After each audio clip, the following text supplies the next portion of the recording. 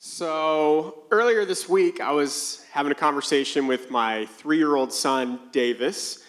This is him, which, by the way, this total aside, I love this picture of Davis because it really just, it encompasses his personality in a snapshot. This is a picture from actually a couple weeks ago, and Davis wanted to go outside and play, and so I said, yeah, man, I'll be right out. I just got to go grab something. And so literally in the course of 2 minutes, right, like I'm getting something, and in the course of 120 seconds, he managed to get completely naked, and then to go get the hose and go take it to the sandbox and make mud, and then start throwing mud everywhere. Like I walk outside, I'm like, what happened, right?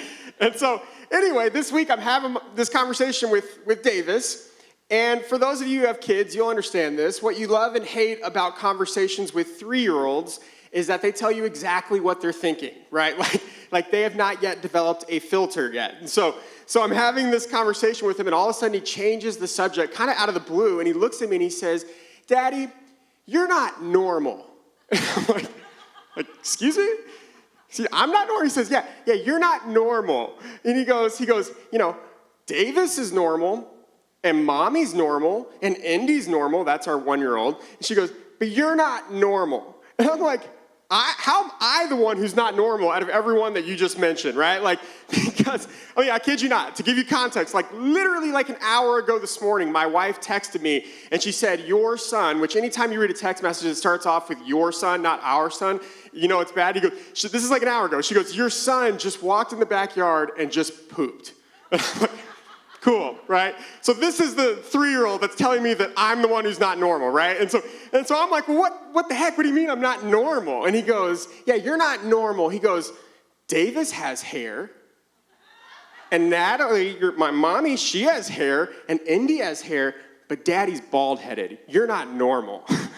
And I'm like, and you almost had to be there, right? Because the way that he said it, he just had this like look of like disappointment and disgust, like, how did I get stuck with you as my dad? Like, and I'm just like, this is the worst. So this is how my Tuesday started, right? Just like all of these like insecurities just rising back up again from junior high, And I discovered that apparently I'm not normal, The good news is that thankfully I think I'm in good company this morning because chances are you are probably not all that normal either. Because if you were here last week, you know that we kicked off this series, Just My Type. And one of the things we discovered is that there are a lot of quote-unquote normals, right? See, what we're doing in this series is we're taking time to unpack how God has uniquely wired and created each of us, how each of us have this distinct design. And one of the things that we learned last week is, as Dan was talking, is he unpacked this tool to kind of help us better understand how we are all uniquely wired and better understand the things that motivate us as individuals. This tool that many of you guys are familiar with called the Enneagram. And what we learned was there are at least 9 normals. There's at least 9 different ways of seeing and interacting with the world. And so what's kind of interesting as we have this conversation this morning is that each of us kind of have our own personal definition of what normal means to us. And if you're my 3-year-old son, that means that you have hair. And if you don't have hair, you are dead to him, and he will let you know, right? Like, that's just the reality, right? But I think what most of us do is we take the same approach that Davis takes, and we think this. We think my normal is the normal, right? We think that the way that I see the world is the way that everyone sees the world. We think that the things that are important to me are the things that should be important to everyone, right? We think my way is the only way, and my way is the right way. And you maybe don't verbalize it. Some of you verbalize it, but most of us maybe don't verbalize it quite like that. But we all sort of unconsciously operate this way. I know I have for a long time where I just think my way is the right way, because in my mind, it's just binary. There's a wrong way and there's a right way, and it just so happens that my way is the right way, and so everyone needs to kind of get in line with that. And I wish I would have been exposed to some of these conversations that we're having in church in this series. I wish I would have been exposed to this early in my marriage, because it would have saved me a lot of exasperation. To give you a little context, on the Enneagram, I am a 1, okay? Is there any 1s here? You're, okay, these are my people, okay? Now listen, I'm like a pretty strong 1. We were talking about this in small group this week, and I'll tell you what, man, like, for me, I just have this drive inside of me that has always been like, I have to make things better. Like, I just want to constantly improve things. I can't help it. It's like a blessing and a curse, because it's this curse because I just see all the things that are wrong with the world. You know, like for you probably came to church this morning, and for you showed up, and you're at church, and you grabbed a coffee, and you sang some songs, and you're just at church. To me, I walked in this morning, and I just see all the problems. You know, I walked in, I see the spots on the walls that need to get touched up. You know, I see the sign that's just a little crooked. I see the slides that's like, it's like a half second late, you know? And once I see it, I can't unsee it, okay? And it drives me crazy. Like, I just have to fix it. I have to make it better. It's like this curse. It's also, you know, it's good. It can be a good thing too. For me, I have this drive that personally, like, I want to grow. I want to get better. I want to learn things, you know. I can't help it. I've just always been this way. And so I'm constantly looking for ways to challenge myself. You can ask my wife, I read a ton of books. I listen to a ton of podcasts. I listen to lots of teaching. You know, I just recently started taking classes at ACC because I just want to learn. I just want to grow. I want to get better, right? For me, like when I go for runs in the morning, most people, they put headphones in and they listen to like music to kind of pump them up. For me, I put my headphones in and I listen to like monotone audiobooks to pump me up, right? Because that's just what I do, right? And just recently I realized like, oh, like most people don't do this. Like, but that's just always been my normal. And for the longest time, I just sort of assumed that my normal was everyone's normal. And so I kind of took this approach with my marriage. Early on, I said, you know, I want to make our marriage better. I want to grow. I want to get better, you know? And so early on, I remember one time there was this marriage conference at our church. And I heard about it, and I got so excited. I'm like, this is going to be awesome. We're going to learn all this new stuff. We're going to be a better couple. We're going to have this awesome marriage. It's going to be so cool. And so I go to my wife, Natalie, and I tell her about it. I'm like, babe, there's this awesome conference. Are you excited? And she's kind of like, nah. And I'm like, what do you mean, eh? Like, how is that your reaction? Like, don't you want to, like, get better at our marriage? Don't you want to grow and improve? And she's like, I'm good. And I'm like, how are you good? Like, we suck, okay? Like, I can tell you 15 things in our marriage right now that we probably need to fix. Like, we're not good, okay? But I think, okay, I think it's probably just the conference. Like, she's just not into conferences, you know? Because, you know, you have to take some time. And so I thought, you know, maybe I'll take a different approach. So I go and I buy a couple copies of, like, a marriage book. And I think this will be great. You know, we'll read this book. You know, have all these, like, great conversations. We'll be awesome at life and marriage. And so I go to my wife and I give her this book. And she's like, oh, thank you so much. That's awesome. And then I watch her and she sets it down on the nightstand. And then like a week goes by. And I notice it's in the exact same place. And then like 2 weeks goes by and a month goes by. And all of a sudden I'm seeing like dust start to collect on this. And I'm like, what is happening? Like, she hasn't even touched this book. And so I go up to her and I'm like, babe, is everything okay? Because in my mind, the only possible explanation why she has not yet touched this book is she must be sick, or like there's something terribly wrong, you know? And she's like, oh no, I just forgot about it. I'm like, how could you forget about it? You know, like, she's like, well, I'm not really into that kind of book. I'm like, what kind of book? And she's like, you know, like self-help books.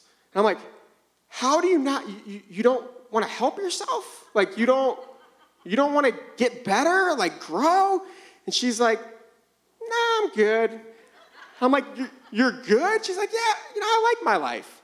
I'm like, you like your life? Yeah, I just want to enjoy life. And I'm like, at this point, like every sense in my body is like offended, right? Like I can't even comprehend the words that she is saying. I'm like, you just want to enjoy life. Like, so you're telling me like you enjoy being terrible. Like you like that, right? Like, that's what you enjoy. Now, again, before you guys get all like judgy with me, this was a long time ago, okay? Like, this is a couple months back. Like, calm down, it's fine. But I remember just being exasperated, being one of the first times that I felt like I just do not get Natalie. You know, like I love my wife. I don't know if you ever felt this way, but I thought this, I'd like her a whole lot more if she was more like me. You ever thought that before? Like, wouldn't relationships just be so much easier if people were just a little bit more like you, you know? If people thought the way that you thought and acted the way that you acted, wouldn't that be great? I think we all feel that way from time to time. Like everyone would be happier, life would be easier. And what's funny is this is not unique to us here in the room, that we think of some of the people in our lives, like you'd be a lot better if you were more like me. I found that this has been happening since all the way back in the first century. There's this really great story in the scriptures that really illustrates this amazingly, and I think you'll really resonate you'll resonate with it. It's this story about these two sisters named Mary and Martha. Anybody in here ever heard of Mary and Martha? Any Bible people? Okay, great. None of you have, so this is perfect. We're going to learn together. Now, if you know anything about the life of Jesus, you know that Jesus had 12 disciples. And it just so happened that all 12 of those disciples were men. But that didn't mean that Jesus didn't have female followers. In fact, 2 of Jesus' most faithful followers were women. And it was actually these 2 sisters, Mary and Martha. They were 2 of Jesus' closest confidants and friends. Like, these were people that Jesus cared about and loved alongside with their brother Lazarus. And they loved him. They were like a second family to Jesus. All throughout the Gospels, we see several different instances where they interact with this family. And this story we're going to look at today is one of those instances. And to give you a little context, what we're going to look at is Jesus is sort of on his way from one place to another, and he's passing through this town of Bethany, which happens to be Mary and Martha's hometown. And so they invite him over for a meal. And this is where we pick it up in Luke chapter 10, verse 38. It says this. It says, as Jesus and his disciples were on their way, he came to the village where a woman named Martha opened up her home to him. Now, I just want to pause here and just point this out, because I think this is going to be important for us to kind of wrap our heads around. But first of all, whose home is this? Martha. This is really important for us to realize that Martha is the one who initiates this. Martha is the one who opens up her home to Jesus. She's showing incredible hospitality, incredible generosity, incredible thoughtfulness, and she is opening up her home to Jesus and the disciples and creating this space where people can connect with Jesus. But of course, she's not the only character in the story. Next verse, it says this. It says, she had a sister called Mary, who sat at the Lord's feet listening to what he said. Now, this is important for us to kind of catch this picture of what's happening, because what you're going to see in this story is 2 different postures. And Mary, she takes the posture of being a learner, of being a disciple, of just capturing the whole moment and processing and bringing it in. Because you have to realize that Jesus is the same Jesus that attracts like thousands of people everywhere he goes, right? There's all of these people that are following Jesus that want to hear his teaching, that want to hear what he has to say. And all of a sudden, that same Jesus is sitting in your living room. And Mary realizes the significance of this. And so she wants to soak this moment in for all it's worth. And for Mary, she's sitting at the feet of Jesus, just listening. And for Mary, there is nowhere else in the entire world where she feels that she needs to be other than right here in this moment. But of course, Martha is somewhere else altogether. This is where Martha is. It says in the next verse, Martha was distracted by all the preparations that had to be made. All the preparations that had to be made. See, here's Martha in this moment. She's running around worrying about all these details. She's trying to get the food ready. She's trying to set the table. She's trying to, get everything cleaned and make this perfect environment. She's running around like 1,000,000 miles per hour when all of a sudden she looks and she realizes, wait, Mary's just over there sitting, like doing absolutely nothing. Like, what the heck? And so Martha has the same response that most of us in this room would probably have. She gets a little bit upset and she gets a little bit frustrated. And so in the next verse, she goes to Jesus and she talks to him. Now, I have to applaud Martha for her courage and her tenacity, because I don't know that I would have approached Jesus the same way that she did. But this is what Martha does. So this is the next verse. She came to him, Jesus, and asked, Lord, don't you care that my sister, who, by the way, is sitting right there, she's not like she's at the feet of Jesus. She walks in the room, she interrupts the teaching, and she says, Lord, don't you care that my sister right there has left me to do all the work by myself? Which is, again, a little passive-aggressive, but we'll let it slide. And this is what she says next. She says, tell her to help me, right? Notice the exclamation point. Tell her to help me, right? I love this because we're in Martha's house, all right? And when we are in Martha's house, we play by Martha's rules, okay? And she looks at Jesus and she says, listen, this is how things work in my house. We set the table first.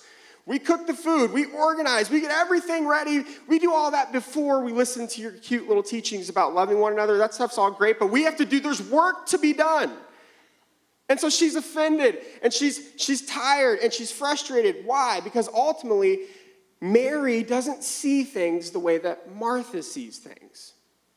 She doesn't value the same things that Martha values. She doesn't do the same things in the same way that Martha does. And so Martha, in this moment, is trying to what? She's trying to make Jesus make Mary more like Martha. Sound familiar? Have you ever done that before?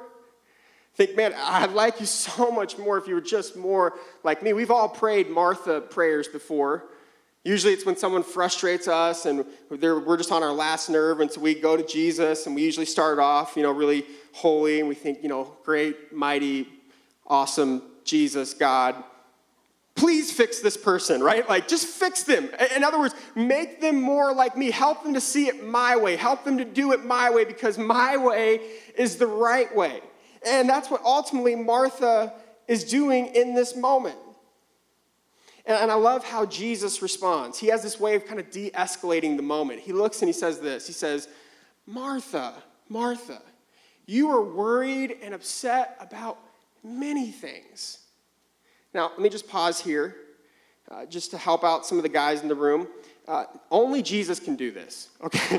I'm just going to be honest. I tried this, things got a little heated with Natalie, so I go, Natalie, you are worried and upset about many things. And I'll just tell you right now, it's not going to go well for you, okay? But what's Jesus doing? Is he belittling Martha? No, he's just holding up a mirror and saying, here, let me give you some perspective. And so he goes on, and he says, few things are needed, or indeed only one, and Mary has chosen what is better, and it will not be taken away from her. See, Jesus redirects Martha to what matters most. And it's this moment. It's his presence. It's all the things that's happening right here, right now. See, Martha was preoccupied while Mary was present. Now, if you've heard this story before, usually this is where the story ends. And I think oftentimes it's easy to miss a major part of this story because it's far too easy for us to minimize Martha. And the reason why is because, like me, most of us have binary brains. It's much simpler to approach the scriptures that way. We like to think in terms of right and wrong, of good and evil, of hero and villain, right? And so we hear a story like this, and we think, oh, okay, I get it. It's great. Okay, so Martha is bad, and Mary's good. So the moral of the story is I need to be more like Mary and less like Martha. Got it. And listen, to be clear, there's a whole lot more going on. Now, there is a primary point in this story, and clearly the primary point is Jesus is looking at Martha and saying, listen, I'm the point. All this work that you're doing, this is great, but if you do all of this work and you miss me in the middle of that, you missed it, right? Like, that's the primary point. But I think another observation that we can take from this story is how interesting it is, how differently Mary and Martha relate to and connect with Jesus. It's interesting because Mary and Martha were simply wired differently. They saw Jesus, and they saw themselves, and they saw the world through a completely different set of lenses. And what's so interesting is they grew up in the exact same house with the exact same family and the exact same values, and yet they could not approach the world more differently. And the reason why is because they were different, right? And I'll be honest, when I read this story, I've always had this personal resistance against this story because I've always sort of identified more with Martha, because I read it, and I'm like, wait a minute, so Martha is doing all the work, and Mary's being lazy, and Jesus, pats her on the back. Like, what the heck, Jesus? That's not cool, man. But you have to remember the reality, when you look at the totality of the story, is this story does not exist without Martha. She initiated the whole thing. She was the one who invited Jesus over. She was the one who opened up her home to Jesus. She was the one that spent all this time and energy creating this environment so other people could connect with Jesus. Without Martha, none of this happens. And I think there's something really simple yet incredibly beautiful and profound about this. And this is what I think it is. In this story, I think both Mary and Martha reflect the heart of God in their own way. See, Mary has this sensitivity, and she has this awareness of the significance of the moment. And she realizes how powerful this moment is, and she is fully present. I mean, she's all the way there. Martha has this gift of hospitality and of giving, and she creates this environment, and she serves those people so that they can hear from Jesus. And at the end of the day, even though Martha missed the moment, I think in their own way, they both reflect the heart of God. And see, here's why this is important. Until we learn to recognize the dignity and the value that each of us bring through our distinct differences, we too can miss the heart of God. You see, we spend so much time wanting to change one another, but I wonder, what if God was actually revealing himself through our differences? What if you and I, as different as we may be, what if we're actually reflecting different parts of the heart of God? And when we neglect that, and when we try to change people and make them more like us, we're actually missing God in the midst of that. You see, I don't know if you realize this or not, but God made people to be a reflection of him, not you. And so with that in mind, what I want to do with the remainder of our time this morning is I want to challenge you to give the people in your life a couple of gifts that I think have the potential and the power to transform some of your relationships. And in turn, also transform and breathe new life into your relationship with God. And here's why. Here's why I think that's so important is because, again, I don't know if you know this, but you can't be spiritually healthy without being relationally healthy. They're inextricably connected, right? The two cannot be separated. There's a direct correlation between our relationship with God and our relationship with others, and I think these gifts have the power to rejuvenate your relationship with others, but also breathe new life into your relationship with God. And I don't know about you, but I could use some of that. So I want to challenge you with these two gifts, and here's the first gift that I want to encourage you to give. It's this: give others the gift of knowing and loving yourself. Now, I realize that this sounds a little bit self-serving at first glance, but this is actually foundational to the health in our relationship with others. And so many of us, we miss this piece, and we wonder why we have such a difficult time in our relationship with others. We wonder why we have so many dysfunctional friendships, and it's because we miss this piece, because Jesus himself, he teaches us that our relationship with others flows out of ourselves. This is what he says, and perhaps the most famous passage that, commandment he ever gave us. He says this in Mark chapter 12. He says, the most important commandment is this: you must love the Lord your God with all your heart, all your mind, all your soul, and all your strength. And the second is equally important: love your neighbor as yourself. Now, most of us have maybe heard this before and think, oh, that's great, but I think oftentimes we miss that last part: love your neighbor as yourself. See, some of us, man, we can wrap our heads around loving God. We're like, okay, that's good, I can get that. We can wrap our heads around loving others. Okay, cool. But when it comes to ourselves, we have such a difficult time loving ourselves. We have this resistance. We feel insecure, and we wish we were more like someone else. And we find ourselves comparing ourselves to other people. And I'll tell you what, this affects all of your relationships. See, some of you, just this week, you maybe took this Enneagram test for the first time, and you got your results back, and you thought, man, I got the worst number. Like how did I get I knew I was going to get the worst number. And you start thinking in your mind, like, oh, I wonder if I answer these questions a little differently. Maybe I can get this number, and maybe I can change it a little bit. Why? Because sometimes we are so uncomfortable in our own skin. And oftentimes, many of us, we can think so low of ourselves and sell ourselves so short. And here's what you have to understand, is that you have to learn to love how God has created you, not someone else. You have to learn to appreciate the unique value that you bring to the table. And you have to remember that you are enough just the way you are. You don't have to be something or someone else. And this is so critical when it comes to our relationships, because you can't have healthy relationships with others when you have a dysfunctional relationship with yourself. And some of us have some dysfunctional relationships with ourselves. And this is why tools like the Enneagram can be so helpful. Now listen, there's nothing magical about this profiling test. There's other tools out there, but things like this that help us to understand what motivates us and how we're uniquely wired and the value that we bring to the table, this can be so powerful because it allows us to appreciate who we actually are. And I love what author Suzanne Stable says around this. She says, knowing yourself means you have a chance of bringing a better you to other people. Like when you truly know and appreciate who you are and you're comfortable in your own skin, I'm telling you, it is a gift to the people in your lives. Because when you know who God created you to be, it frees you up to love others how God created them to be. When you come to grips with the strengths and even the weaknesses that you have, with the value, but also the flaws that you have, all of a sudden out of that, when you realize that, man, it allows you to have more grace and generosity and empathy towards the people in your life. And I'm telling you, it has the power to transform your relationships. It's powerful. It's a gift. So give people the gift of knowing and loving yourself. And then the next gift I want to challenge you with is this, is give others the gift of recognizing and respecting how they're wired.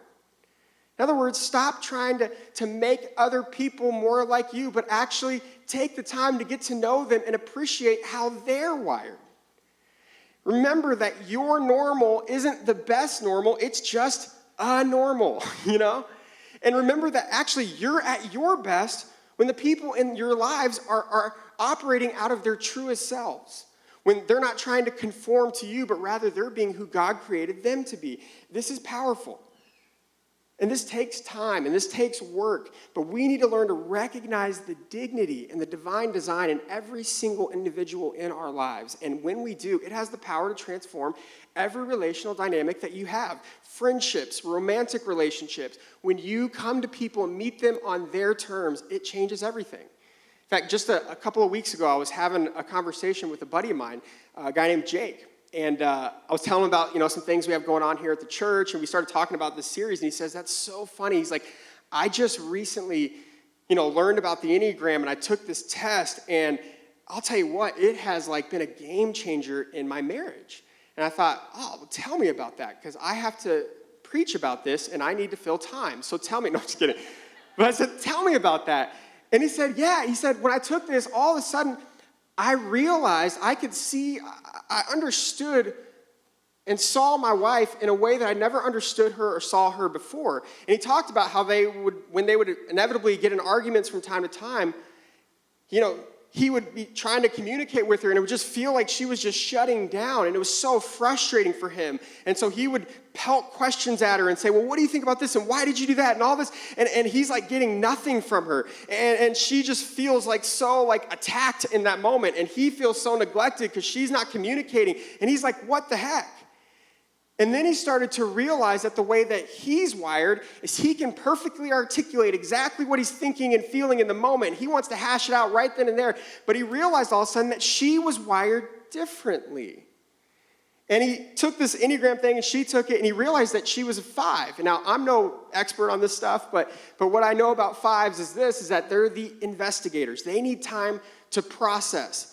Oftentimes one of their strengths can be that people with 5s, they're not influenced by emotionally charged moments, and so they can take a step back and look at all the evidence and look at all the facts and then make an objective decision and have great perspective. Oftentimes 5s have the best perspective. And when he realized this, he realized that, she's not shutting down. That's just not how she's wired. And all of a sudden he thought, okay, I need to approach this differently. I need to respect how she's wired, not how I'm wired. And so what did he do? He said, next time they got into a heated argument, he said, hey, why don't we do this? Let's just circle back around to this. And when he gave her time to process and her time to navigate that on her terms, all of a sudden it opened up a brand new type of connection and conversation and communication that they never had before. And they were able to resolve conflict in a way they never could before, and it was a game changer. He said one of the other ways that he saw this really help them in their marriage was just hanging out with friends. Because the way that he's wired is he just loves hanging out with people all the time, and she doesn't. And for the longest time, it would be this source of tension because he'd want to hang out with friends, and she didn't, every night he'd want to hang out with different people, and she's like, no, I'm good. I've been working all day. I've been at school. I've been around people this entire day. I just want to relax. And he's like, yeah, me too. So let's go hang out with friends, And then when they would hang out with friends, she would go and she'd have a good time and, she'd hang out and love her friends, all that stuff, but she'd be good after like an hour. And he's like just getting started. It was like this just constant source of tension. But when he realized how she's wired, and when he took the time to recognize and respect that, he realized that, she's not being antisocial. She's just, when she has her emotional tanks are low, she needs time alone to refill those tanks. And she's actually at her best when you give her time and space on her own. And so he realized that, and he said, and because now they could communicate, because they learned how to talk and kind of navigate some of these things, all of a sudden they came up with this brilliant solution. And this is how they approach hanging out with friends now. You know what they do? It's crazy. They just drive separately, right? And it's great. It's like a game changer. There's no more tension, because now, when they go and they hang out and she's ready to go, she can just go. And there's no weirdness. And if he wants to stay all night, great. That's awesome. And again, why? Because they are respecting and valuing the way that each other are wired, and it changes the relational dynamics.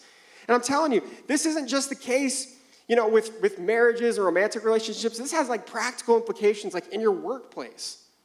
When you take the time to recognize and value how the people on your team at work are wired, and you approach them on their terms, I'm telling you, this isn't just some fluffy, kumbaya team building stuff. This has the potential to drive real results for your company. If you manage a lot of people, if you own a company, this could be a game changer for you. Because why? Because it allows you to get the best out of your people. When they're not trying to conform to this one type of person, but rather they're flowing out of who they are. Let me give you an example. I guarantee you that there are people in your meetings that you have that have incredible perspective, that have incredible things to bring to the table, that have ideas that could change your company that are being left on the table because they're quiet. Because the people in your meeting who dominated are all these people that are extroverted, and they love to share. And these guys are fine just sitting back and just kind of listening and taking it all in. And all of a sudden the meeting's over and you left all that value on the table. And if you would just take the time to get to know your team and take the time to ask them questions and then meet them on their terms, you could get all of the value out of them. Because it's something as simple as just stopping the meeting and say, hey, Sally, what do you think? And giving them a platform to share their thoughts.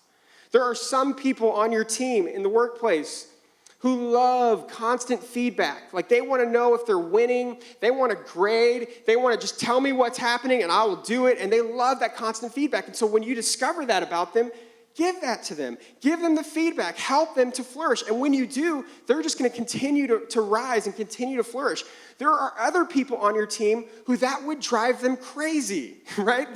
When you're constantly giving the feedback, they're like, dude, stop micromanaging me. Just let me lead, And when you can respect that and see that, and you begin to meet them on their terms, and you just let them loose, you just say, hey, here's the target, now go. Man, I'm telling you, you're going to get so much more out of those people when you respect and value the way that they are wired.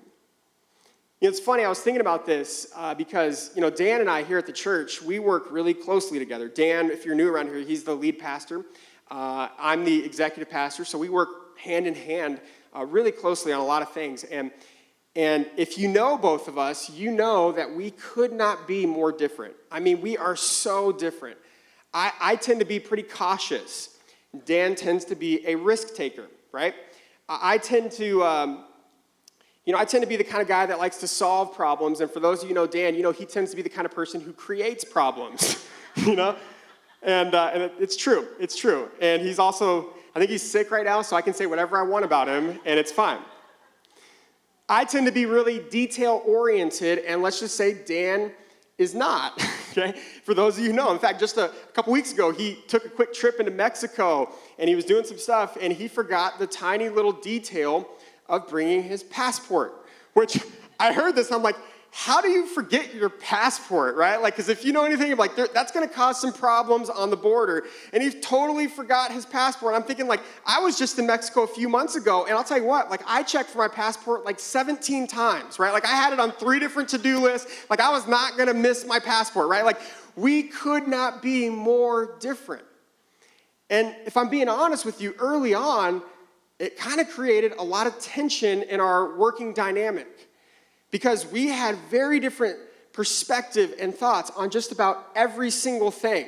And so many times we would find ourselves clashing on things and bumping heads on things. And it's like, oh, it was this source of tension until over time we realize that, man, when we get to know one another and when we actually begin to recognize the unique strengths and values that each of us bring to the table, all of a sudden, man, I realize that, man, Dan has strengths that I don't have. And Dan has perspective that I don't have. And he has a way of doing things that's maybe different than what I do, but sometimes it's actually better. And we began to discover, as we could respect each other, what we each bring to the table, we realized that instead of clashing, we could actually complement one another. We could actually begin to trust one another. And all of a sudden begin to compensate for each other's weaknesses. And we realized that together, we were much better than individually, right? The whole is greater than the sum of its parts. And what I want to get at the end of the day is the same is true in all of our relationships. We is greater than me, right? We are all better. All of us are better when each of us are operating and living out of our truest selves. And when we take the time to recognize how the people in our lives are wired and what their unique temperament and personality and giftings are, when we take the time to discover that, and then we don't just discover it, but we actually begin to respect that and honor that, it not only elevates that person, but it elevates all of us, and it honors God. And so this morning, as we close this thing out today, my challenge to you is really simple. Let's just do what Jesus commanded us in that verse. Let's go and love our neighbor as ourselves. May we learn to love ourselves and appreciate the way that God has wired us and allow generosity and empathy to flow out of that towards others. And may we love the people in our lives. May we take the time to get to know them and not try to change them. May we love not who we wish they were, but who they actually are. May we take the time to recognize the value and the dignity in our differences and actually allow those to make us better. And may we open our eyes to see the heart of God in our neighbors. And I'm telling you, man, wouldn't the world be a better place if we all did this? I mean, it's so simple. We've had this whole time, but man, what if we actually started to do that? It could change everything. So let's lead the way this week. Let's go and love our neighbors, and let's do it well. Let me pray for you. Father, I thank you.